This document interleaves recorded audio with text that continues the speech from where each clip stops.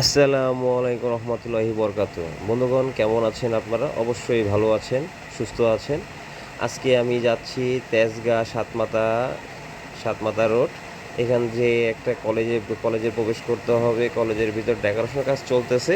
সেখানে আমার কিছু ইলেকট্রিকের কিছু কাজ কাম আছে করা, লাইট সুইচ সকেট লাগাতে হবে। এই জন্য এখানে আসা। আপনারা দেখতে পাচ্ছেন কলেজের গেট দিয়ে ঢোকার পরে অসংখ্য আজকে কলেজটা বন্ধ। বসার জন্য অনেক সুন্দর সুন্দর জায়গা আছে ভিতরে।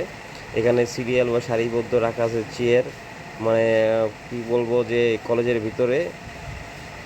তারপরে তার ভিতরে আসার পরে আমরা দেখতে পাচ্ছি যে ইলেকট্রিকের কাজগুলো, লাইটগুলো লাগানো হয়ে গেছে। ডেকোরেশনগুলো সুন্দরভাবে নিখুঁতভাবে ডেকোরেশনের কাজগুলো করেছেন ওনারা। করার পরে আমি লাইটগুলো উপরে অরম কালার, নিচে স্পট লাইট লাগাই দিয়ে টুইচ বোর্ড সব কমপ্লিট করে দেওয়া হয়েছে।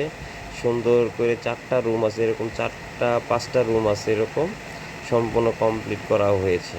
সম্পূর্ণ দেখাতে সম্ভব হচ্ছে না, তা চুরির দেখা দিলাম। এখন আমরা আবার রওনা করেছি বাসার উদ্দেশ্যে। উদ্দেশ্য করার পরে যা দেখলাম যে ঢাকা তেজগাঁর যে দুই পাশে দুধারে যে ট্রাক রাখা আছে সারিবদ্ধ করা, কিন্তু এই রাস্তার জ্যাম জট সবসময় লেগেই থাকে। দেখবেন কি এই রাস্তার ট্রাকওয়ালাদের মনে হয় যে বাপের সম্পদ, দেখে রাস্তার উপরের গাড়িগুলো সারিবদ্ধ করে সুন্দরভাবে সাজিয়ে থুয়ে দিছে। রাস্তার জন্য এই জন্য জ্যাম জট অসংখ্য লেগে থাকে। কোনো কিছুই বললেও তারা তেরা তেরা কথা বলে।